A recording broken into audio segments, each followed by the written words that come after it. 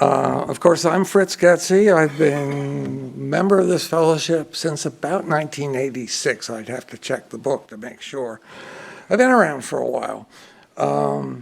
Here's some opening words from W.E.B. Du Bois. Now is the accepted time, not tomorrow, not some more convenient season. It is today that our best work can be done, and not some future day or future year. It is today that we fit ourselves for the greater usefulness of tomorrow. Today is the seed time. Now are the hours of work, and tomorrow comes the harvest and the playtime.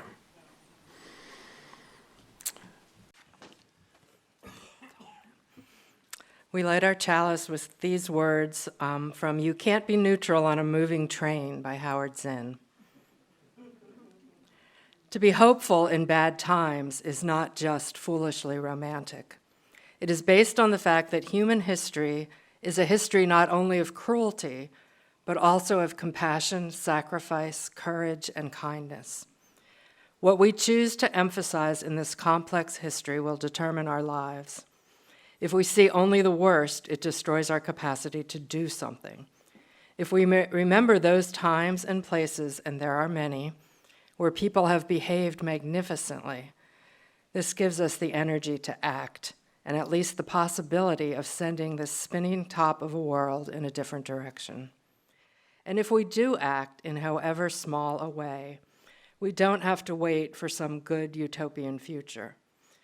The future is an infinite succession of presents, and to live now as we think human beings should live, in defiance of all that is bad around us, is itself a marvelous victory. I'd like to start by helping to answer the question, why am I at the wrong end of this microphone cable instead of back there at the other end and working the control station? Well, the answer is a bit of history. Back in the late 1980s, we had no formal services during the summer. The few people that were around met Sundays in Fellowship Hall, seated in a circle, and one of us presented a topic of interest. At that time, I did some simple home repairs for people I knew and kept a toolbox in my car most of the time. It occurred to me then that maybe a few of the tools might have a special meaning to me beyond the basic utilitarian. It was from that idea that I created a talk back then and that I'm revisiting today. So, you may have noticed the level residing atop the lectern today. It is what those in the trade call a spirit level, and it's on by Velcro. There we go. For those in the back, I apologize. I'll be holding up a lot of tools, so you just kind of have to squint. Okay, it's called a spirit level because you can measure horizontal evenness and vertical plumb by looking at the bubbles in the little vials of alcohol spirits. Look, there we go, just like that. If the bubble is centered, you're good. The important thing is to hold the level, level, and center the bulb in the vial. Leveling and centering. Do you got where I'm going? Yes, the metaphor is that we too want to have our spirits be level and our bubbles be centered. So you notice that I'm starting to use plays on words, puns even. Now, if you hate puns and are going to groan unhappily, I've got bad news. The entire talk is filled with puns, for which I have to apologize in advance.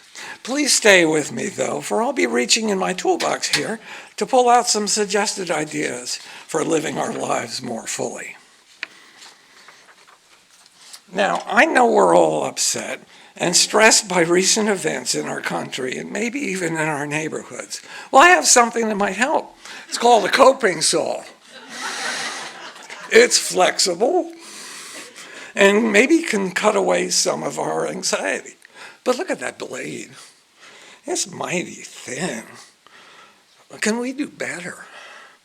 Well, some of us with Christian backgrounds might ask, what would Jesus do? Well, he was a carpenter, so what do we have here? Big saw. Look at that wide blade. Problem is, for most of us, the big saw has big teeth and is capable of hurting us. In my own experience, growing up in the Episcopal Church, yes, there's going to be a lot of clanging.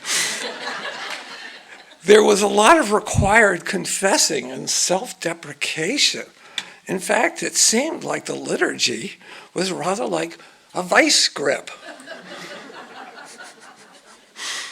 The morning prayer had the following confessional words.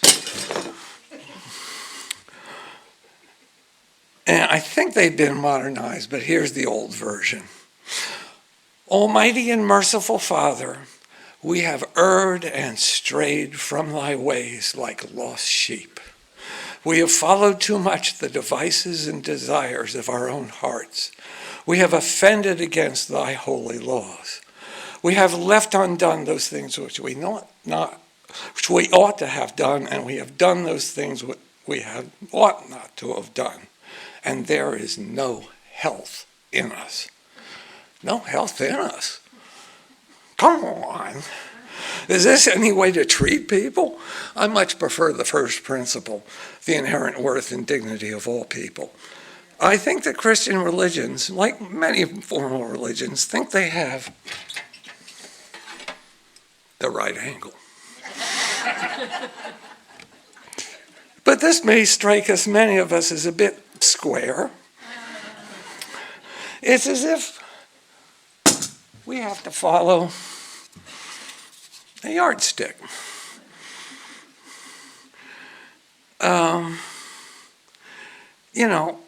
It's long, a little bit flexible, but not very. We'll come back to this measurement device in a bit of time.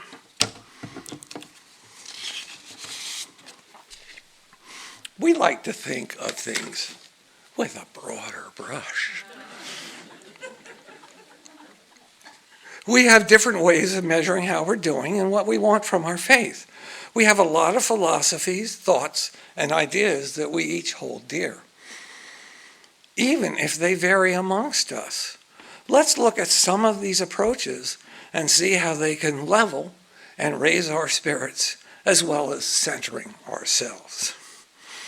On the most basic level, we should remember that we all contribute to our fellowship as a whole with our time, talent, and treasure. In my case, here's my contribution of record. Each of us singly and in groups follow those activities and devotions that inspire us. Here are some. A lot of us like to read and find inspiration from written material, or our instruction book. It's a refrigerator, but you get the idea. Which, like modern instruction, may be given in many languages. Look at these languages. Oh my goodness gracious, and there's another side.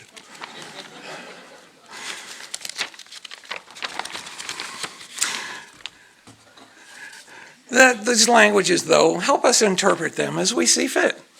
We may bring to bear our own version of translating the ideas to help us on our way and in the context of our personalities and lives. Similarly, many of us are eager to hear good speakers.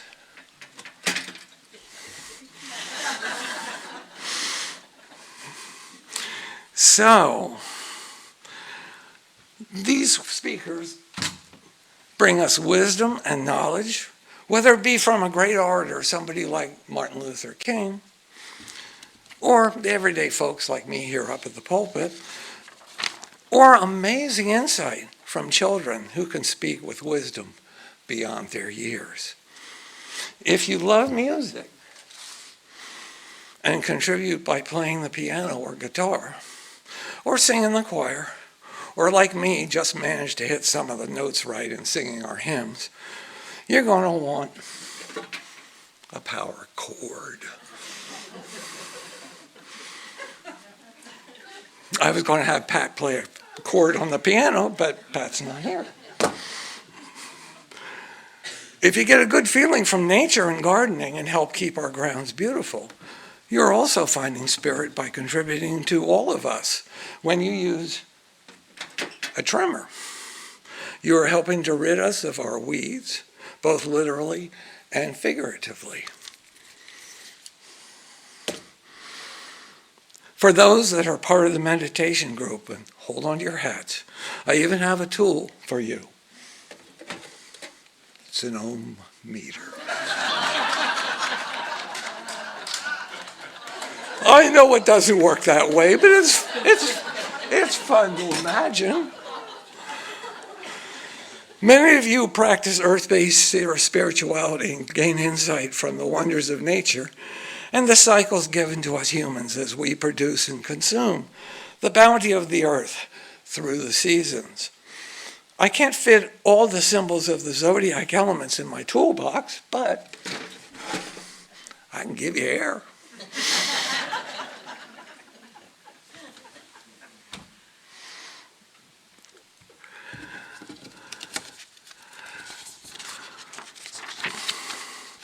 Last and certainly not least, many of us work for social justice, whether it be marching, doing good things in our community, or encouraging right behavior. We need, what else? Hammer. Like the one Pete Seeger sang about earlier. Bring love between your brothers and your sisters. These are a few of the ways that we inspire ourselves and each other to build our spirituality and bring a center and calm to our lives. Let's go back to that yardstick. I said there's a little flexibility in it, but not a whole lot, not very much. How can we measure our success in raising our spirit in a more flexible way? Well, look here. It's a carpenter's folding rule, nice and flexible. Yes, each section is some practice or religious background that we bring with us to show others in the fellowship. Each section is unique, but the sections all fold together. And it makes one wonderful spiritual tool. With that device, we improve our relationships with each other and form a community that the glue holds us together. Okay, now that we have some tools, let's grab hold of them and work with them. It would be unfortunate if we had tools at our disposal but made no use of them. We can take our newly enriched spirits and use the energy they bring us to do good, whether that be in engaging in sacred relationships with each other, serving our home, this fellowship, or doing what needs to be done in the community and the world. What we want to do is, as the hymn goes, build a land of sisters and brothers anointed by God to then create peace. May it be so. BR is a religion which, like sunshine, goes everywhere. Its temple, all space. Its shrine, the good heart. Its creed, all truth. Its ritual, works of love. Its profession of faith, divine living. So be it.